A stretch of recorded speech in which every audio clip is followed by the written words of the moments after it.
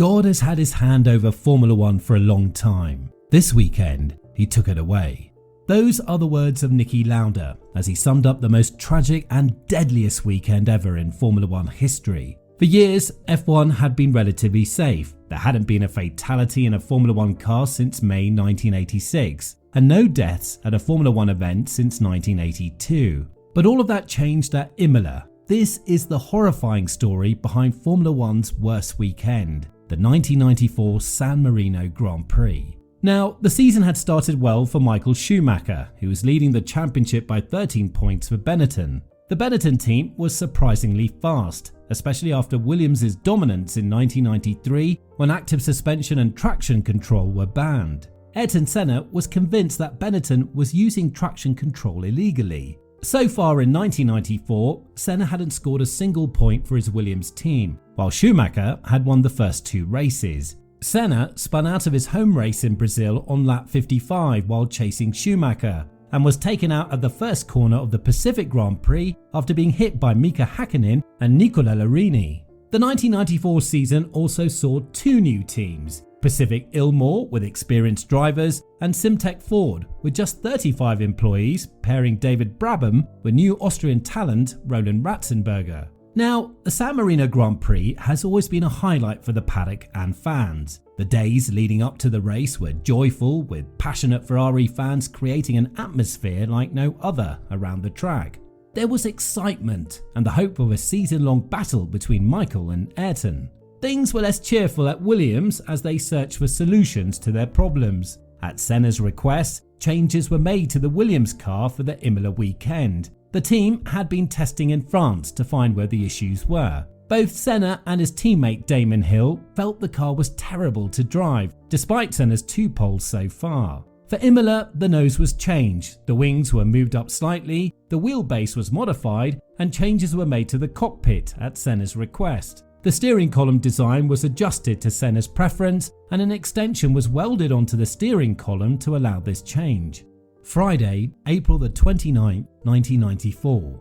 On the busy morning of April 29th, 1994, Ayrton Senna prepared for a full day at the track. He took a helicopter at 8:30 am to the circuit, ready for practice and qualifying sessions. Senna's skill was evident in practice sessions, consistently outperforming Hill. Hill later admitted Ayrton had enormous reserves of ability and could overcome deficiencies in a chassis. By 9:30 am, Senna completed 22 laps with a fastest time of 1 minute and 21.598 seconds, over a second faster than Hill. Now, despite improvements, Senna still had doubts about the car's direction and discussed his concerns with engineer David Brown.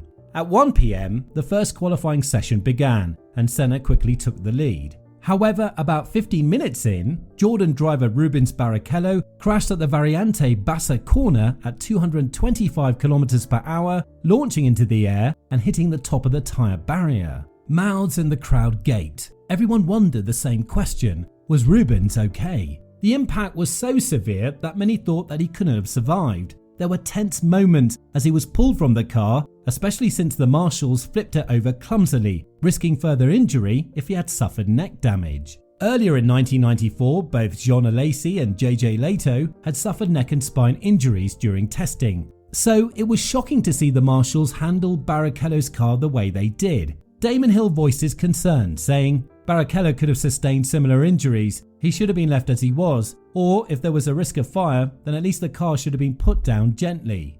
Ayrton Senna rushed to the medical centre to check on Barrichello. This wasn't unusual for Senna, who had previously attended the accident scenes of Martin Donnelly in 1990 and Eric Comas in 1992. Barrichello, while shocked, was mostly alright. He later recalled, "The first face I saw was Ayrton's. He had tears in his eyes. I'd never seen that with Ayrton before. I just had the impression he felt as if my accident was like one of his own." Barrichello was fortunate to have a few injuries, including a sprained wrist and broken nose, keeping him away from racing for the rest of the weekend. The initial shock of his crash was overshadowed by relief at the strength of modern F1 cars, and many were now looking forward to a weekend of exciting racing. After the session resumed, Senna ended Friday's session as the fastest driver with a lap time of 1 minute and 21.548 seconds, nearly half a second quicker than Michael Schumacher. Damon Hill, Senna's teammate, was 7th, over 1.6 seconds behind Senna. However, despite his speed, Senna continued to complain about the car, while his Williams partner Damon Hill was relatively satisfied with his performance. Saturday, April the 30th, 1994. The Formula One paddock was still reeling from Friday's events, but there was no time to dwell on the past. Saturday qualifying awaited, and the drivers were eager to get back in their cars. Practice went smoothly, and Rubens Barrichello, though out of the race and soon heading home to England, arrived at the track. He visited his close friend Ayrton Senna, telling him he'd see him in Monaco and that he'd be watching the race on Sunday. Damon Hill recalled that the drivers felt reassured about the toughness of their cars. They believed they could be shaken but not hurt. With that confidence, the 27 drivers headed out for the fastest part of the weekend. However, only 26 would return to their garages that day.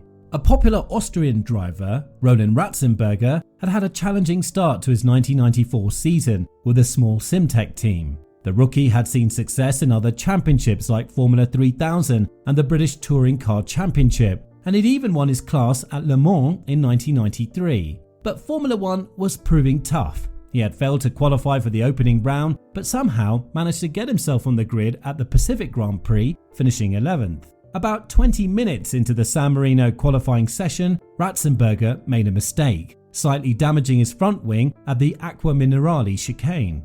Competing for the final grid spot, he decided not to pit and went for another fast lap. His inexperience led to a fatal mistake. The high speed around Tamburello was too much for the damaged wing. It broke off and went under the car, compromising his steering. Ratzenberger couldn't make the Villeneuve corner and smashed into the wall at nearly 321 km/h. Professor Sid Watkins and his medical team reached the crash site within 25 seconds. They found Ratzenberger's head limp and quickly removed his helmet, but he had already suffered fatal head injuries and was clinically dead. Watkins recognized the gravity of the situation from Ratzenberger's pupils. He was taken to Maggiore Hospital by helicopter, but despite their efforts, Ratzenberger couldn't be saved. At 2:15 p.m., 57 minutes after the crash, Ratzenberger's death was officially announced, though everyone in the paddock already knew. It was the first Grand Prix fatality since Riccardo Paletti in 1982.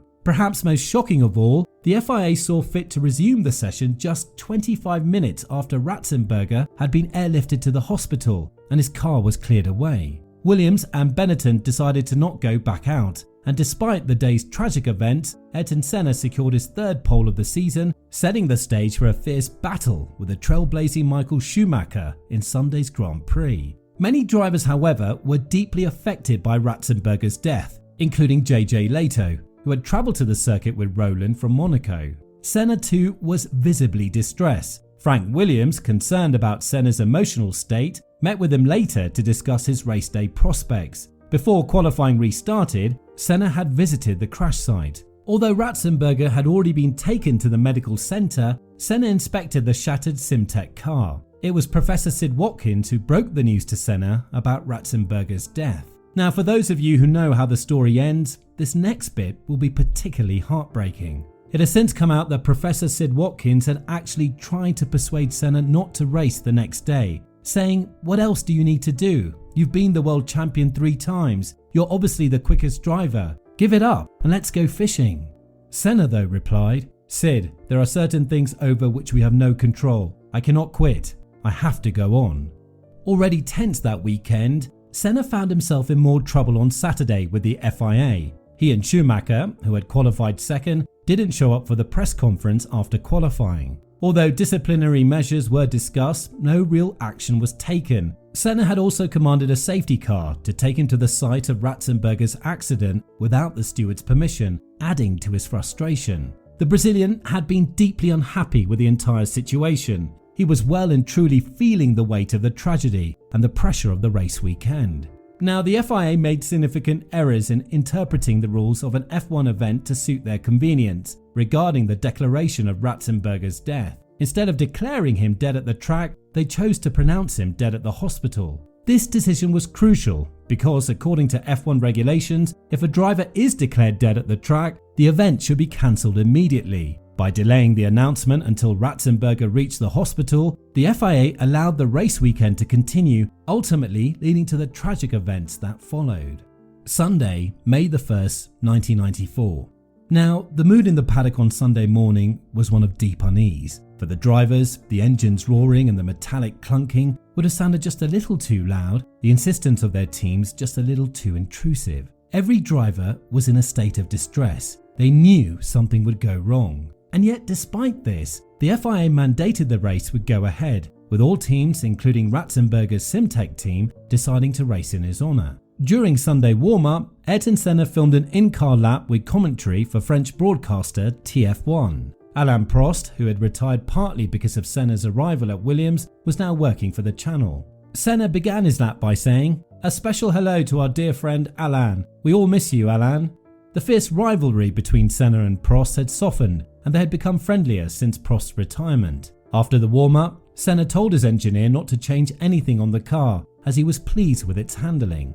At 11 a.m, the drivers attended their usual pre-race briefing. Gerhard Berger picked up Senna from the Williams motorhome. During the meeting, Berger, at Senna's request, brought up the pace car issue. The recently introduced pace car was too slow, preventing drivers from properly warming their tyres. All the drivers agreed, and the pace car was dropped from the formation lap. Senna also spoke to some of his fellow drivers about holding another safety meeting when they reconvened in Monaco. He, Schumacher and Berger agreed to look into reforming the Grand Prix Drivers Association, GPDA, with the three of them becoming directors. After hours of sponsor events, interviews and race preparations, the drivers finally got into their cars. Senna, in a rare moment, removed his helmet while sitting in his car, showing a reflective mood that was broadcast around the world. At 2 p.m, Senna led the drivers on the formation lap. As the cars took their grid positions, the focus shifted from the previous day's horrors to the thrilling race about to unfold. The lights went out on a Grand Prix that would change Formula One forever. Within seconds of the lights going out, the first string of the mournful violins tune was strung. JJ Leto, starting in fifth, had stalled his Benetton on the grid. The car sped past his stationary vehicle, each passing with increasing speed. Inevitably, one car didn't see the stricken Benetton. Pedro Lamy, starting near the back in 22nd, crashed his Lotus almost head-on into Leto's car. Debris, including a wheel, flew into the crowd, causing minor injuries to 9 spectators. There was also concern for Leto, who had recently returned from a neck injury. Miraculously, both drivers walked away unharmed. The safety car, only used for the third time since its introduction, was deployed. Senna, feeling the safety car was too slow, pulled alongside it, urging the driver to speed up, but it was futile. The car was already at its limit. Meanwhile, the F1 cars continued to lose tyre and brake temperature. After 4 laps, the debris was cleared and the safety car pulled in at the end of lap 5. The race restarted, and while lap 6 passed without incident, Schumacher was closing in on Senna's Williams. Then, on lap 7, disaster struck. Murray Walker narrated the unfolding drama for British viewers as the leaders approached the Tamburello curve. "Well, we're right with Michael Schumacher now, and Senna, my goodness, I just saw it punch off to the right. What on earth happened there? I don't know."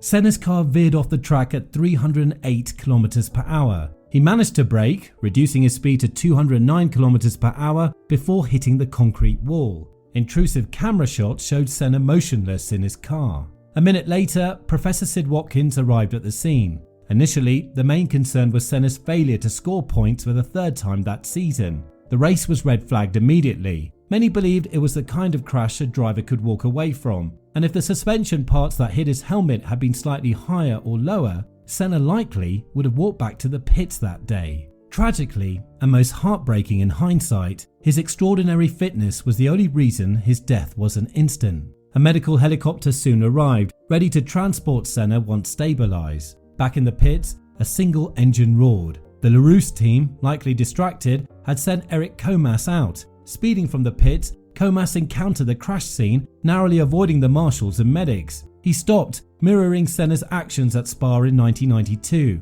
But this time, Comas was helpless, and after seeing the scene, he was too distressed to restart the race. Initially, rumours about Ayrton Senna's condition varied widely, from whispers of instant death to claims of just a broken finger. In the media centre, the rapid pace of sports journalism meant obituaries were already being drafted, despite the uncertainty surrounding Senna's condition. From the way he was carefully extracted from his car, it was clear to many that the situation was dire. As time passed, word spread that Senna had suffered severe injuries. The medical helicopter flew Senna straight to the hospital in Bologna, bypassing the usual stop at the medical centre. The official statement confirmed he was in critical condition, but offered no details on his injuries. Damon Hill, Senna's teammate, was informed during the red flag period of Senna's serious condition, but continued to race. The show went on. At 2:55 p.m, the race resumed. It restarted on lap 6, with the previous laps 6 and 7 erased. The confusion of the day was compounded by the decision to determine the race result by combining the first 5 laps with the remaining 53 laps. Murray Walker's usually enthusiastic commentary had turned to one of disinterest. The racing seemed irrelevant that day. Everyone just wanted the race to be over. Normally, the race would have been captivating. Berger overtook Schumacher at the restart, Hill fought back from the rear after a collision with Schumacher, and Häkkinen led his first ever laps in a Formula 1 race. Gerhard Berger was somewhat relieved when he had to retire from the lead due to suspected suspension damage. But the weekend's dreadful events were not over. On lap 48, another incident occurred. This time it was Michele Alboreto in the pits. A tyre flew off his car, hurtling down the pit lane and injuring 4 mechanics, 2 from Lotus and 2 from Ferrari. The tyre bounced onto the track but luckily came to a halt without causing further injuries. Schumacher eventually won the race, joined on the podium by Mika Häkkinen in third and Nicola Larini in second, marking Larini's only career podium. Schumacher has been criticised for celebrating his win, but it's important to remember at the time the full extent of Senna's condition was likely unknown to many drivers. The teams probably shielded this information from them to keep them focused on racing. Schumacher knew Senna was in a coma, but didn't realise until after the podium ceremony just how grave the situation was. As the podium ceremony concluded, the atmosphere at Imola shifted dramatically. Fans slowly departed the circuit, while those closest to Senna scrambled into action. Gerhard Berger hurriedly boarded a helicopter bound for the hospital. Meanwhile, Michael Schumacher retreated to the Benetton motorhome. According to Despires in I Just Made the Tea, Schumacher solemnly declared he never wanted to race again. Back at the pits, Senna's car had been retrieved and was now under guard by armed police. A poignant discovery inside the cockpit added to the somber scene: an Austrian flag. Meant to honour Roland Ratzenberger, had Senna won his 42nd Grand Prix. At 4:30 p.m, a doctor from the Bologna hospital issued a statement confirming Senna's critical condition: severe brain damage and deep coma. The paddock waited anxiously for another update due at 6 p.m. When the doctor reappeared at 6:05 p.m, the mood turned heavy with the grim news: Ayrton Senna was clinically dead. Despite life support efforts, he would never awaken. 35 minutes later, at 6:40 p.m, the shocking news reverberated around the world. Formula 1 had lost one of its greatest icons. Death was the only thing Ayrton Senna could not outrace. The impact of Senna's death and the Imola tragedy on motorsport was profound and immediate. Mainstream media began questioning Formula 1's safety standards and whether the risk of racing were justified. Newspapers sought scapegoats, stirring public outrage and debate. Some argued the race should never have proceeded under Italian law, which mandates cancellation of events where deaths occur. Later reports alleged that the FIA had actually chosen not to declare Ayrton dead at the track in order to circumvent that rule and keep the race going for financial reasons. In Brazil, grief was monumental. Senna's death was declared a national tragedy, prompting 3 days of mourning. His coffin was flown home for a funeral broadcast live across the nation. 3 million mourners flooded Sao Paulo on May 4th, paying tribute to their fallen hero. Prominent figures from Formula 1, including Alain Prost and Jackie Stewart, attended the funeral, all of them a picture of grief. They had not just lost a friend or a rival, they had lost a part of their very reality that defined them. The sport would not be the same without Ayrton. Today, Senna's grave in Sao Paulo bears the inscription, "Nada pode me separar do amor de Deus." Nothing can separate me from the love of God. In stark contrast, Roland Ratzenberger's funeral, held on May 7th, was somber and sparsely attended by fellow drivers. Johnny Herbert, Heinz-Harald Frentzen, Gerhard Berger, and Roland's compatriot Karl Wendlinger paid their respects. Max Mosley also attended his funeral and had a rather sad and gut-wrenching reason for doing so. Roland had been forgotten. so I went to his funeral because everyone went to Senna's. I thought it was important that somebody went to his. Roland had aspirations for Le Mans that summer, and his name adorned the car that finished second in the race, a poignant tribute to his memory. He rests in Salzburg, remembered for his brief but impactful time in motorsport. The Imola weekend of 1994 was a watershed moment for Formula One, starkly highlighting the devastating impact of driver fatalities broadcasted to millions worldwide. The sport had seen tragedy before, but never with such immediate and global visibility. In response, safety reforms were swift and substantial. Now, the aftermath of Ayrton Senna's tragic death had significant legal ramifications that shook the Formula One world. In the months following the accident, an extensive investigation was launched to determine the cause of the crash and to identify any potential negligence or failure in safety protocols. The Italian authorities conducted a thorough inquiry, leading to the indictment of several key figures from the Williams F1 team. Among those charged were team owner Frank Williams, second in command Patrick Head, and the chief technical designer of the car, Adrian Newey. The charges primarily focused on allegations of manslaughter, rooted in suspicions that mechanical failure or design flaws in the car had contributed to the fatal crash. Frank Williams faced intense scrutiny over the team's overall management and the decisions that led up to the race. Patrick Head, as the technical director, was examined for his role in the car's preparation and the decision-making process regarding its setup and modifications. Adrian Newey, renowned for his engineering prowess, had his design decisions and the technical aspects of the car's performance put under the microscope. The legal proceedings were extensive, involving detailed crash data analysis and expert testimonies. In 1997, an Italian court initially acquitted all three men, citing insufficient evidence. However, an appeal in 1999 ruled that Head and Newey bore some responsibility due to technical failings. Despite this ruling, they did not face jail time as the statute of limitations had expired. Ayrton Senna and Roland Ratzenberger's tragic death spurred the introduction of the HANS device in 2001, mandated across motorsport by 2003. This innovation, preventing neck injuries like Roland's, has since saved numerous lives. Helmet design underwent significant upgrades with thicker visors and stronger materials, credited with saving Felipe Massa in his harrowing 2009 accident. The safety of tyres was also prioritised, with tethering systems implemented from 1999 to prevent wheels from detaching on impact. Pit lane regulations tightened, including speed limits and mandatory helmets for pit crew members at all times. Rules prohibited crew members from entering the pit lane unless a car was actively pitting. Despite these reforms, Monaco's paddock inched nervously forward. Carl Wendlinger's coma-inducing crash during Thursday practice underscored lingering safety concerns. Public outcry pressured the FIA into further changes, announced amid the Monaco Grand Prix weekend. Cars were to be redesigned for enhanced driver protection, with horsepower and downforce levels adjusted. The San Marino Grand Prix in 1994 marked a profound turning point for Formula One. The tragic events of that weekend made it abundantly clear it was no longer acceptable for drivers to lose their lives in pursuit of racing glory. The FIA's response was swift and unprecedented, ushering in a new era of stringent safety measures. As a result of the reforms implemented after that fateful weekend, Formula One would go on to boast a remarkable safety record. There would be life-threatening crashes, but none that actually took a life until Jules Bianchi suffered a horror crash at Suzuka in 2014. Thanks for watching until the end. Now, if you like the video, please make sure you leave a like and don't forget to subscribe to Formula Royale for the best F1 content. Goodbye for now.